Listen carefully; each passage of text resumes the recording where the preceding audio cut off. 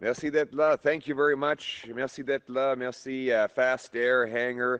Avant de commencer, j'aimerais reconnaître des candidats extraordinaires, conservateurs, qui font partie de notre belle équipe pour mettre le Canada d'abord, pour faire changement. I'd like to just take a moment to point out the incredible team that is going to put Canada first for a change. The common sense conservative candidates. We have Grant Jackson, Lachlan Dinardi, Colin Reynolds, Raquel Dancho, Brendan Leslie, Ted Falk, Dan Mazier, Shola Agbula, James Bazan, Thomas Babrick, Royden Brousseau, Janice Morley-Lecomte, and Rachel Panzalan. Are they all here? Did we miss anybody? There we go. Way to go. That's the team. C'est l'équipe conservatrice manitobaine. Oh, Marty, the great Marty Morans. How could I forget? Marty was the man who first called the inflation crisis. He was the one at the Finance Committee who said, give him a round of applause.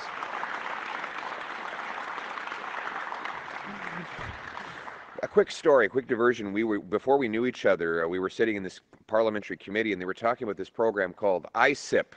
Apparently it's an acronym. And he texted me and he said, what do you think of ISIP? And I texted back, I sip Crown Royal. What do you sip? And the next day he had a nice bottle of Manitoba-made Crown Royal. So he's a very quick thinker and a man with good taste. Merci d'être là tout le monde. La dernière décennie a été difficile pour les Canadiens, surtout nos travailleurs. C'est pour ça que je suis ici aujourd'hui pour permettre de partager un peu d'espoir. Fast Air, c'est une entreprise qui permet de fournir des services avioniques pour ceux et celles qui travaillent dans le secteur. C'est des très bons travailleurs avec beaucoup d'habilité. Et c'est un succès canadien qui souligne la promesse du Canada, que quiconque de partout au pays peut travailler fort pour accomplir leurs rêves. Mais la dernière décennie a été difficile pour ces travailleurs. Les salaires à travers le Canada ont chuté. Le coût du logement, de l'épicerie et de l'essence ont augmenté à cause des taxes et la bureaucratie libérale. Aujourd'hui, les Canadiens dépensent plus en impôts que sur le logement, la nourriture et des vêtements. Imaginez encore l'injustice de tout ça. Vous dépensez plus pour agrandir la taille de l'État au gouvernement que vous dépensez pour tous vos besoins familiales maintenant. Pourtant, le déficit fédéral, lui, continue d'augmenter, alimentant l'inflation. Après la décennie perdue des libéraux avec des coûts et la criminalité en hausse et notre économie en baisse et sous la botte des États-Unis, le Canada ne peut pas se permettre un quatrième mandat libéral. Nous avons besoin de nouveaux gouvernements conservateurs qui écoutent les travailleurs, libèrent notre économie et donnent la priorité au Canada pour faire changement. Cette relance, ça commence avec l'équité fiscale pour nos travailleurs canadiens. Imaginez que vous êtes un tuteur de Timmins et vous avez besoin d'aller à Fort Mac, où vous allez travailler, ou vous êtes de Nouvelle-Écosse, mais vous avez besoin d'aller à Terre-Neuve afin de travailler. Vous êtes peut-être un bûcheron qui se rend dans le grand nord de l'Ontario, un travailleur de la construction qui se rend à l'intérieur de la Colombie-Britannique. Ces travailleurs font des grands voyages pour bâtir des choses. Mais aujourd'hui, ils ne peuvent que déduire 4 000 $ pour se rendre aux endroits pour travailler. Et c'est 4 000 en total pour tous les voyages qu'ils font. Donc, évidemment, certains font une quinzaine de voyages de travail dans un an. Et ça peut coûter des dizaines de milliers de dollars. Les entreprises ne pourront déduire. Maintenant, on voit aussi, par contre, que les PDG qui ont des avions privés de luxe ont maintenant le droit de déduire 100% de tous leurs vols et même l'achat de l'avion.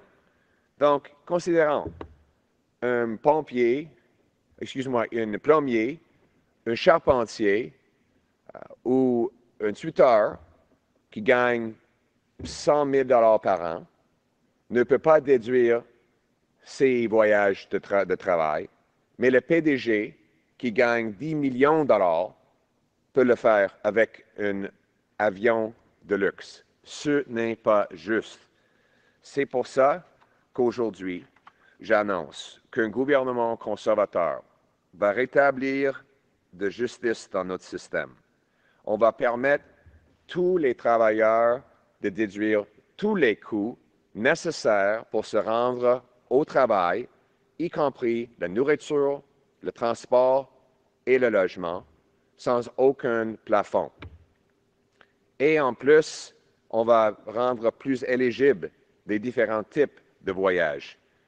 Par exemple, maintenant, ils peuvent simplement déduire le coût des voyages de plus de 150 km. On va réduire ça à 120 km.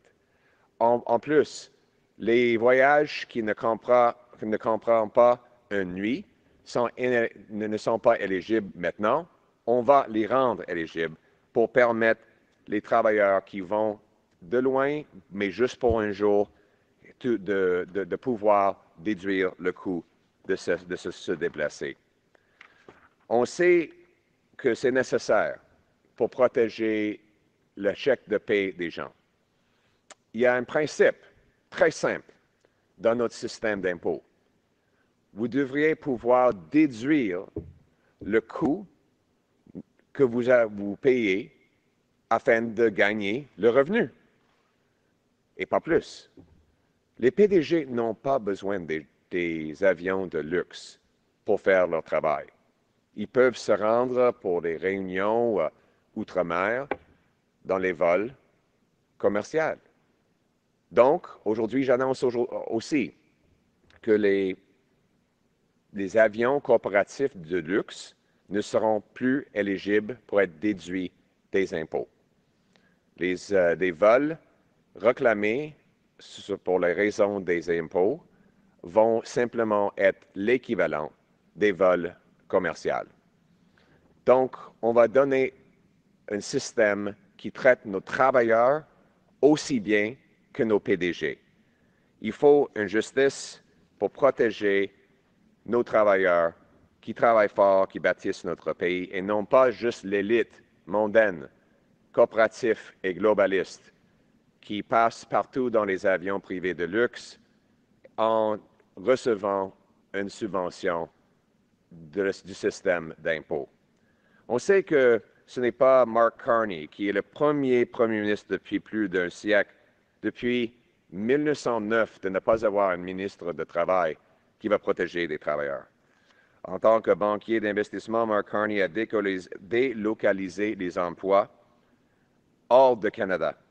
Et pendant son mandat comme président de Brookfield Management, ces entreprises ont eu un bilan brutal et cruel en matière de répression syndicale et d'atteinte aux droits des travailleurs à s'organiser. La branche d'assurance de son entreprise a tiré profit du refus de rembourser les frais médicaux aux mineurs de charbon mourant de la silicose. Et dans une autre affaire, une enquête menée par le Conseil national américain des relations du travail a révélé 43 violations du droit du travail dans son entreprise. Les travailleurs et les travailleuses du Canada méritent mieux qu'un quatrième mandat d'un gouvernement libéral dirigé par un banquier mondialiste déconnecté, faible et compromis, avec un bilan anti-syndical, anti-travailleur et anti-canadien. M. Carney et les libéraux ont dirigé le gouvernement le plus anti-ouvrier de l'histoire canadienne. Un demi-billion de dollars d'investissement a quitté le Canada pour les États-Unis depuis les 10 dernières années, la décennie perdue libérale. L'argent qui aurait pu être dépensé ici pour nos travailleurs, mais a quitté. Et on sait que M. Carney, avec un quatrième mandat pour les libéraux, sera synonyme des 4 années supplémentaires de la même chose. Il va augmenter la taxe carbone sur nos industries. Il va garder en place la loi libérale C-69 pour bloquer nos ressources naturelles. Il va continuer de s'opposer aux pipelines, aux usines de gaz naturel et aux autres projets qui sont nécessaires pour briser notre dépendance sur les Américains. Les libéraux, après une décennie perdue, veulent un 4e mandat au pouvoir en prétendant d'être ceux qui ne le sont pas. Mais ce sont des mêmes ministres libéraux, les mêmes députés libéraux, des mêmes stratèges libéraux et les mêmes promesses libérales qu'ils ont brisées depuis 10 ans. La seule différence, c'est qu'ils ont maintenant un chef qui est encore plus faible, plus déconnecté et plus compromis. Les 10 dernières années ont été consacrées aux libéraux. Les prochaines 10 années devraient être pour vous. S'il y a un 4e mandat libéral, Carney va continuer de punir les travailleurs canadiens, tandis que les PDG banquiers mondialistes comme lui s'enrichissent grâce à l'inflation au Canada et à la croissance aux États-Unis et en Chine. Bien sûr, M. Carney va nier, mais il veut vous faire penser que soudainement, il a abandonné ses principes des décennies, ses politiques radicalement anti-travailleurs et anti-canadiens. Il suffit de regarder le scandale du plagiat qui a été révélé hier pour voir que M. Carney est prêt à faire ou dire n'importe quoi pour avancer ses intérêts personnels. Le National Post, le London Telegraph, le Times of London ont rapporté que M. Carney avait au moins 10 cas documentés de plagiat. Il a triché pour obtenir le diplôme dont il aime se vanter et il dira n'importe quoi pour se faire élire. Mais s'il obtient un 4e mandat pour les libéraux, il fera volte-face et imposera des mêmes politiques que celles qu'il a conseillées sur Justin Trudeau pendant les 5 dernières années comme son conseiller économique. Ma vision, par contre, est pro-travailleur. On est pour le Canada. Il faut mettre les travailleurs canadiens d'abord pour faire changement, en rétablissant la promesse du Canada, que peu importe vos origines, si vous travaillez fort, vous devriez avoir une belle vie. On va le faire en récompensant le travail avec une réduction d'impôt de 15 % pour le travailleur moyen. On va aussi éliminer le TPS pour l'achat des nouvelles maisons, vous économisant jusqu'à 65 000 $ en incitant des municipalités de libérer du terrain, accélérer les permis et couper les taxes pour la construction, pour bâtir des logements qu'on peut acheter. On va éliminer les taxes carbone pour tout, pour vrai, et pour faire changement. On va mettre des criminels en prison pour protéger nos rues et mettre fin à la vague de criminalité que les libéraux ont déclenchée avec leur politique libérale sur les drogues et les crimes. On va renforcer notre militaire et nos frontières et on va rétablir la force du Canada avec une économie qui ramène ses emplois ici, qui exploite ses ressources naturelles pour tenir tête aux États-Unis avec la force canadienne. En rétablissant la promesse du Canada, on va donner à chacun la possibilité de travailler fort, gagner un grand chèque de paie pour acheter une belle maison dans un quartier sécuritaire, protégé par des braves soldats sous notre fier drapeau canadien. Le Canada d'abord pour faire changement. Merci beaucoup. Thank you very much, everyone.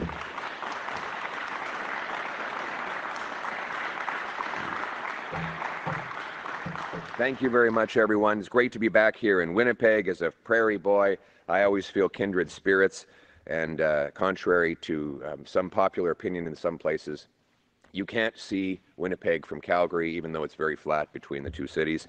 But both Winnipeggers and Calgarians feel at home when they're in each other's cities. And so I'm especially happy to be here today at Fast Air, where Dylan Fast and his incredible workers are doing Certified Transport Canada approved maintenance, repair, overhaul on the Gulfstream, Hawker, Challenger, King Air, West Wind, Piper, Cessna, Bell 206 series helicopters, and much more. These are extremely qualified workers with real brain power, exactly the type of people we need to rebuild our country after the lost Liberal decade. You know, we have some incredible people who are with us today, including, I should also point out Marty Morantz's incredible work fighting against anti-Semitism. I wanted to say that he's been a leading champion fighting anti-Semitism on the floor of the House of Commons. Yeah, and we have, Raquel Dancho, who's been fighting crime, pushing to put criminals in jail and keep the streets of Winnipeg and Canada safe. Thank you very much, Raquel. Brendan Leslie was elected in a recent by-election with a huge mandate from his people. Ted Falk, a very important member of a lot of different committees. I worked with him on finance. He's a businessman, a patriot, a great Canadian. Dan Mazur, one of the greatest experts on environment. We have James Bazan, our Shadow Minister of Defense, who's helping rebuild our military. And we have, I'm not going to go through all the candidates not yet elected because they're going to be doing incredible things for all of us as well. And I can't wait to work with each and every one of them with a solid Manitoba contingent, because we need each and every one of them to fight for Canada first for a change. It's been a hard decade for Canadians. Wages are down, costs are up. Crime is everywhere, and our economy is weak and under the American thumb after the lost Liberal decade. And now they think they deserve a fourth term in power. You know, imagine, today you spend more on taxes than on food, clothing, and shelter combined. You know, we as Conservatives want to unleash the strength of our mighty workers, unleash our economy, and put our country first for a change by delivering tax fairness for everyone. Let me describe the problem we have right now. We have a lot of traveling trades workers. They might live in Timmins and go and work in Fort Mac. They might be from Winnipeg but go to the East Coast offshore. They might live in Quebec and head out to Kitimat, northwest British Columbia, to help with the LNG Canada project that the previous Conservative government approved. But they can only write off a total of $4,000 a year in costs for their travel. Some of them spend tens of thousands of dollars traveling across the country, but they can't claim it. We have a very simple principle in our income tax system. You get to write off the costs you incur to earn the income that's being taxed. Very simple. But they can't do that. On the other extreme, CEOs, globalist bankers, and other jet setters not only have the ability to write off the full cost of transportation required, they can write off luxurious private jets that they don't need to earn income. Yes, of course, business people have to travel to market their products, to establish relationships, to check on their supply chains, of course. But you can do that by commercial. A luxurious jet is a personal indulgence that should not be subsidized by the tax system, especially when our workers are being shortchanged. And so today, I'm announcing, in the spirit of putting Canada first and backing boots, not suits, our Conservative government will pass the Tax Fairness for Traveling Trades Workers Act, which will allow trades workers to write off the full cost of their food, transportation, and accommodation to go anywhere in Canada doing their jobs. There will no longer be a $4,000 cap. They will not have to stay overnight in order to be eligible for the write-off, and they will only have to travel 120 kilometers for the write-off to be eligible rather than the current 150 kilometers. This will allow a pipe fitter who's going to a job in another province to claim all the costs that are needed for him to go and do that job. And more importantly, that will bring down their taxable income and bring down their tax bill so that they bring home more of each dollar they earn. At the same time, we will get rid of the tax subsidy for luxurious corporate jets. As Prime Minister, I will amend the Income Tax Act so that corporations cannot write off luxury jets. Rather, each flight will only be eligible for a write-off of the equivalent of a commercial airfare. This, of course, will not apply to charter flights that are designed to get workers into remote areas. You see some of these planes back here. I would not be surprised if they are used. There are some mines and other locations where we need to get our trades workers. They get on these planes, and that will continue to be eligible expense to write off so that our people can get where they need to get to build what we need built. Now, we can ensure that Conservatives will always put Canadian workers first for a change. And we know that this is important now, more important than ever, because for the first time in Canadian history, the people who build our homes cannot afford to live in them. More money is spent for a new home on bureaucrats in government who block the home than on the carpenters, electricians, and plumbers who build it. Our workers have been under assault by the Liberal government C-69, which blocks pipelines, mines, and other key projects. The energy cap, which will stop Alberta and Saskatchewan and Newfoundland from growing their oil and gas sector. The anti-nuclear agenda of Stephen Guilbeault, still a Liberal minister, trying to block power stations and small modular nuclear reactors. It takes 17 years to get a mine approved in Canada. Meanwhile, a small corporate elite takes Canadian money out of our country into other places. $500 billion of net investment has flown to the United States, more than has come back. Of course, no one is a greater example of selling out Canada to fill his pockets than Mark Carney himself. He moved his headquarters from Canada to New York City just 6 days after Trump first promised tariffs. He supported a carbon tax in Canada while profiting off U.S. coal. He testified in a parliamentary committee against the Northern Gateway pipeline, all while his company invests in pipelines in the Middle East. And of course, he jets around in private comfort, luxurious planes, all while his company breaks unions, had 41 infractions against labor rules, according to the U.S. Labor Bureau, denied coal miners their insurance benefits as they were dying of black lung. And of course, we all know that if he is given a chance, he will continue these anti-worker globalist policies. And don't forget that replacing Justin Trudeau with his economic advisor and hand-picked successor will only mean giving Liberals a 4th term in power. It will be the same Liberal ministers, the same Liberal MPs, the same Liberal strategists, and the same Liberal promises they've been breaking for the last 10 years. Only difference is that now we will have an even weaker and more conflicted and compromised leader in Mark Carney. The last 10 years were about the Liberals. The next 10 years need to be about you.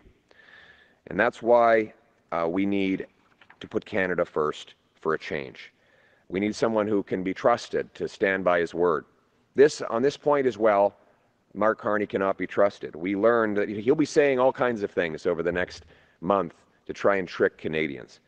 But this is a man who says whatever he has to. We just learned yesterday that he plagiarized to get his way through university.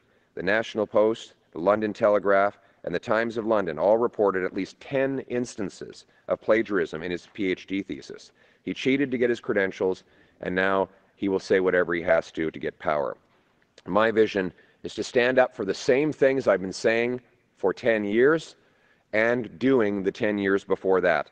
Conservatives have not changed the direction one iota. We've always been for axing the industrial carbon tax and all of the carbon tax for everyone, everywhere, for good, for a change. We've always opposed the anti-energy laws because we want to unleash Canada's production here at home. We have always said we want to approve LNG plants to ship our prodigious energy overseas and bring home hundreds of billions of dollars that does not rely on the U.S. We've always said we wanted to cut income tax, and we have restated that in our platform with a plan to cut income tax by 15% for the average worker in Canada. We always said we want to get taxes out of the way to build homes our youth can afford, and so we reiterate we will axe the GST on new homes to save people up to $65,000 on the cost of a home. We've always said we want to stand up for safety in our communities. We will repeal the catch and release hug-a-thug Liberal laws that have unleashed crime on the streets of Winnipeg. We will lock up repeat offenders And in the case of serious violent offenders, fentanyl dealers, human traffickers, gun smugglers, they will get life sentences. They will only come out in a box. We will rebuild our borders and secure our military future with solid funds and a solid recruitment for the brilliant young men and women who protect all of us.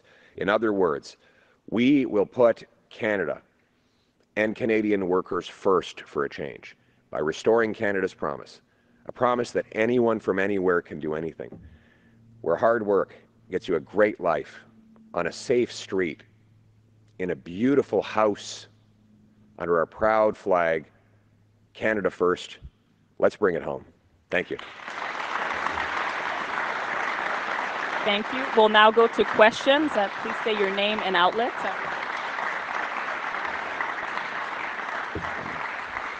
Hi there, Eddie Huband, City News Winnipeg. I just have a question about two key infrastructure projects.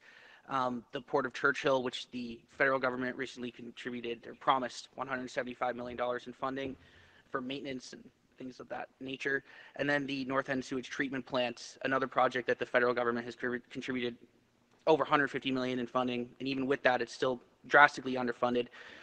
My question is, if elected, would your government be continuing to support these projects financially and picking up the tab of what the current government has promised, so to speak? We'll honor those funding commitments, but more importantly, we'll get it done. Right now, infrastructure projects are ensnared in endless delay and bureaucracy. So it takes years to get the permitting. We're going to have a simple rule, one and done, one environmental review, one simple application, and in the case of large-scale industrial projects, no more than 1 year to get a permit. I've also announced that we will expand and we will build up the Port of Churchill. I think we need to come up with a plan to export our oil out of the Port of Churchill. Of course, that could be done either by rail or by pipeline. That will not happen unless you repeal this Liberal law C-69. Churchill will never be a big functioning port if the Liberals get a fourth term in power, because their radical environmental agenda will prevent anything from getting built. After the lost Liberal decade, it takes 17 years for a mine to get approved. It is impossible to get a pipeline built. They're capping our oil and gas sector and taxing our industry with a big industrial tax that'll drive jobs out. We can't have a fourth Liberal term of costs and crime up and our economy down under the American thumb. We need a new Conservative government to put Canada first for a change by approving pipelines, getting things built, unleashing production, bringing home our jobs so that we're strong enough to stand up to the Americans from a position of strength. Thank you very much. En français, s'il vous plaît. Merci. Thank you. Merci beaucoup. On va honorer les engagements de financement, mais en plus, on va les réaliser. Après 10 ans des libéraux, la décennie perdue, la bureaucratie ralentit des projets et empêche la construction. Nous allons enlever le paperasse. Un projet, une revue environnementale. Pas de duplication. Deuxièmement, pour ce qui concerne le port de Churchill, il nous faut accélérer des projets permettant d'exporter des produits là-bas, y compris le pétrole. Ça pourrait prendre une pipeline, une idée que j'appuierais. Il n'y aura pas de pipeline avec la loi libérale C-69. Donc, il faut abroger la loi C-69, abroger la loi qui plafonne notre production énergétique, rapidement donner le feu vert au projet et permettre des milliards de dollars d'être exportés du port de Churchill pour servir des marchés outre-mer. Il faut contourner le marché américain. On ne devrait plus être aussi dépendant d'un marché qui n'est plus dépendable. Donc, notre approche conservateur, après 10 ans, on ne peut pas se supporter un quatrième mandat pour des libéraux qui ont augmenté les coûts et affaibli notre économie. Il nous faut un gouvernement conservateur qui va mettre le Canada d'abord et bâtir des choses. Merci. Thank you. We'll now go to the next question. Steve Lambert from the Canadian Press. Mr. Poilievre, good morning. I've got a question regarding Good morning. the landfill search for the victims of a serial killer recently in the Winnipeg area. You said roughly a year ago that you would look to criminal justice reforms to protect First Nations, Indigenous people, offer them more protection. Right. What exactly would that mean? And secondly, what would a Conservative government do to help families in similar situations get the search, because the families involved fought for more than 2 years to get a search underway? Well, first of all, my heart goes out to these families. I can't even imagine the torment that these years have brought them. And I know that the search is necessary, and even though it is very painful for those involved. Unfortunately, First Nations people are disproportionately the victims of violent crime. The lost Liberal decade of catch and release laws has turned loose the same repeat offenders over and over and over again. Yeah, I can only imagine the terror that some communities live in, where an offender keeps coming back to physically attack and even kill members of the community. But constant bail, parole, house arrest, not second or third chances, but 75th chances for the same offender. This crime and chaos is the direct result of Liberal C-75, catch and release, Liberal C-5, house arrest, and there's also C-83, which allows the most brutal offenders, including Paul Bernardo, out of maximum security penitentiaries. Giving the Liberals a fourth term in power will only unleash even more crime, victimization, and drug overdoses for all Canadians. That's why it's time to put Canada and law-abiding Canadians first for a change, with a new Conservative government that will repeal the soft-on-crime laws, lock up repeat offenders for good, secure our borders, and fight against drug addiction. We will, as I said the other day, bring in life sentences for mass fentanyl dealers, gun smugglers, and human traffickers. Human trafficking targets disproportionately First Nations people as well. And that will allow us to protect all the people of our country and put the safety of Canadians first. Thank you. En français, s'il vous plaît. Merci.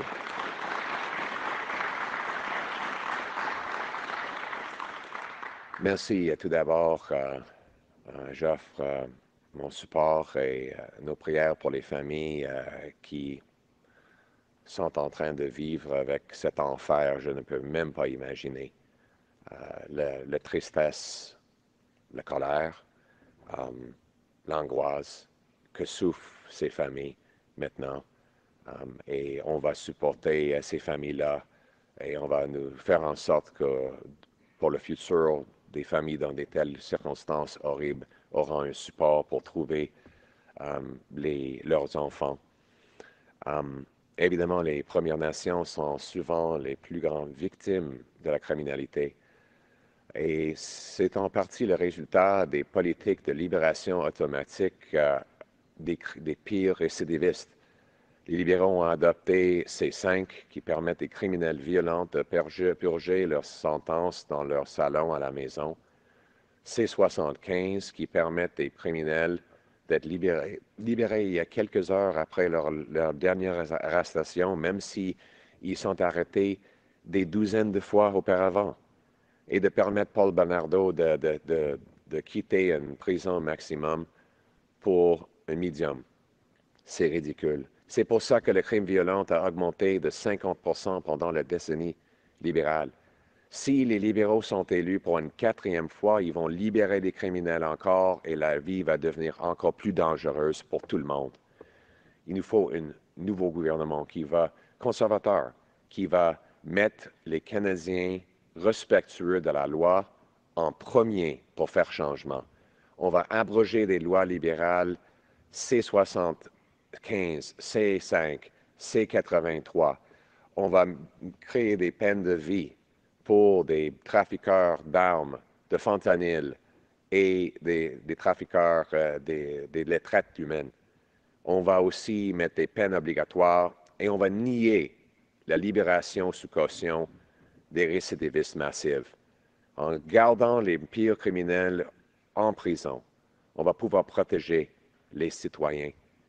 Un autre 4 ans pour les libéraux après la décennie perdue sera dangereux. Il nous faut un nouveau gouvernement conservateur qui va mettre les Canadiens et la sécurité d'abord pour faire changement. Thank you. We'll now go to the next question. Hi, Melissa Ridgen from Global News and CJOB. Certainly a bigger appetite now for tariff-related talk. Is there something that we can, a strategy shift that we can expect to see from you guys going forward for tariff relief, tariff announcements, that sort of thing? Can you share with us? Well, we will obviously retaliate against unfair American tariffs and work to eliminate them. But what we really need to do is reverse the weakness caused by the lost Liberal decade. They blocked pipelines, LNG plants, mines, nuclear power, and forced Canadians to give 75% of their exports to the Americans. After the lost Liberal decade, costs and crime are up, and our economy is down under the American thumb. That's why we need to put Canada first with a new Conservative government that will unlock our resources, repeal anti-energy laws, build pipelines, mines, LNG plants, axe taxes for our industry, investors, home builders, and workers, allowing us to bring back the $500 billion that Liberals have pushed out of our country. In other words, we don't know exactly what the Americans are going to do. The president seems to change his mind from time to time, but we know what we can do.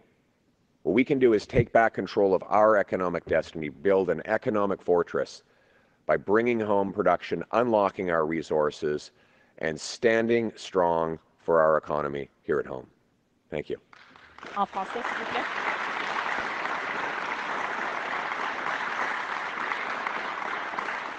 Merci beaucoup. I should just say one last thing in English, is that the things that I'm calling for here, these are the things that we've been saying for the last 10 years. If you want to question who's actually going to do these things, well, you have to vote for the ones who always stood for it. Because the only way to get conservative policies is to vote conservative. The Liberals will say whatever they have to say to win, but they'll go right back to their radical policies. They have the same Liberal ministers, the same Liberal MPs, the same Liberal strategists, and the same Liberal agenda, no matter what they tell you. The only difference is they have a weaker and more compromised leader, and they've brought on even more radical people, like Gregor Robertson, the former mayor of Vancouver. Like, this guy is totally radical. He wants to distribute free drugs everywhere in the streets. He was against pipelines and all oil and gas. If you think that the Liberals are going to be any different in the next 4 years than they've been in the last decade, then you will be very disappointed. We need a new Conservative government that will put Canada first for a change. En français, on va riposter si les Américains nous frappent encore avec des tarifs injustifiables, mais il faut renverser la faiblesse de la décennie perdue des libéraux. Les libéraux ont bloqué les pipelines, des usines de gaz naturel, des mines, des centrales nucléaires. Ils nous ont forcés de vendre nos produits aux Américains au prix plus bas, et maintenant nous sommes plus dépendants sur les Américains que jamais. Si vous pensez que les libéraux vont changer soudainement parce qu'ils changent d'histoire 30 jours avant une élection, vous allez être déçus. C'est les mêmes députés libéraux, les mêmes ministres libéraux, les mêmes stratèges libéraux, les mêmes promesses libérales qu'ils ont brisées pendant 10 ans. Seule différence, c'est qu'ils ont maintenant un chef qui est plus faible et plus compromis que jamais. Mais il y a des députés encore plus radicaux. Stephen Guilbeault n'est pas le seul maintenant. Gregor Robertson, c'est un autre, qui veulent simplement fermer nos industries. Moi, je veux éliminer les taxes carbone pour toutes les industries abroger la loi anti-pipeline C-69, enlever le plafond sur la production d'énergie, rapidement approuver les barrages des centrales nucléaires et d'autres industries pour pouvoir devenir plus autonome, devenir une forteresse économique afin de confronter les Américains dans une position de la force. C'est ça, mettre le Canada d'abord pour faire changement. Thank you. We'll now take a question from the phone line, and this will be the last question. Marianne with Franco.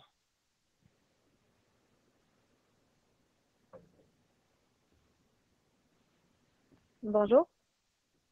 Oui, bonjour. Oui, bonjour. Donc, j'aimerais vous entendre sur la protection du français, premièrement à l'extérieur du Québec. Maintenant que la loi sur les langues officielles a été modernisée, j'aimerais savoir quelle est la prochaine étape pour les francophones hors Québec, selon vous. Et deuxièmement, au Québec, est-ce qu'un gouvernement conservateur interviendrait en Cour suprême dans la contestation de la loi 96? Sur la dernière question, non. C'est la décision du gouvernement du Québec d'établir ses propres lois dans sa juridiction. C'est le cas pour toutes les provinces, en fait. Nous respectons le bilinguisme, la dualité linguistique des Canadiens à travers les programmes fédéraux d'un océan à l'autre. Et nous allons promouvoir la langue française. Nous allons élargir des programmes d'immersion pour des jeunes anglophones afin de leur permettre d'apprendre le français. J'ai eu l'occasion de le faire après avoir perdu mes racines francophones pendant ma jeunesse. J'ai pu aller à Chicoutimi pour une immersion très précieuse que je veux permettre à plus de jeunes de faire dans l'avenir. Ça va faire partie de notre plateforme électorale. Et nous avons supporté une expansion des droits linguistiques en votant pour la loi sur le bilinguisme à la Chambre des communes. Je sais que le français fait face aux difficultés et il faut le protéger, il faut renforcer nos racines francophones à travers le Canada et les conservateurs reconnaissent que le français, c'est la langue fondatrice de notre pays. Et nous voulons le renforcer, le conserver. C'est ça, être un conservateur, c'est de conserver des choses, des bonnes choses, comme la langue française. C'est ça, mettre le Canada d'abord. Merci beaucoup. Thank you. This concludes the press conference. Okay. Yeah, we will not be contesting it. Provinces have the right to make their own laws. And we will be standing with, the question was as well, what will we be doing to promote official languages? We support official bilingualism, and we will back up official bilingualism right across the country in all federal services and programs. We will also increase opportunities for young people to do immersion programs so that they can learn French. We need more French speaking right across the country. We want to conserve our languages, our founding two languages, but in particular French, because it is our founding language, and of course it is always a fight to maintain it because of the enormous demographic reality in our continent. But conservatives will protect the French language, will protect official bilingualism, and we will conserve our beautiful country and all that the blessings that it has brought us. That's what it means, of course, to put Canada first. Let's bring it home. Thank you very much.